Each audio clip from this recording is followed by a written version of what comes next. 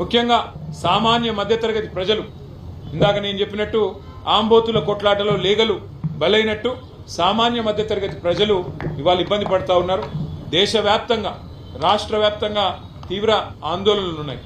అంతెందుకు మా ఇంట్లో అక్కడ ఇక్కడ చెప్పేది కూడా కాదు, మా ఇంట్లో నా వైఫే అడిగింది, యుద్ధంతో ఇంక సిలిండర్లు దొరకవంట కదా, తెప్పించుకోవాలంట కదా అని చెప్పి అడిగే పరిస్థితి. అంటే ఇవాళ ప్రతి ఇంట్లో ఇది ఒక చర్చగా మారిపోయింది, చర్చనీయాంశంగా మారిపోయింది.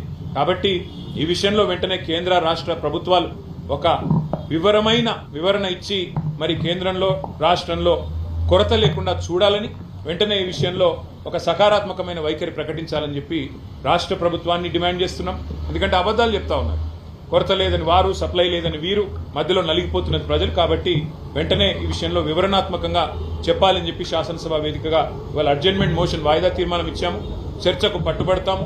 ప్రభుత్వం స్పందిస్తే మంచిది, స్పందించకపోతే తప్పకుండా ప్రజల తరపున ప్రశ్నలు అడుగుతూనే ఉంటాం, నిలదీస్తూనే ఉంటాం.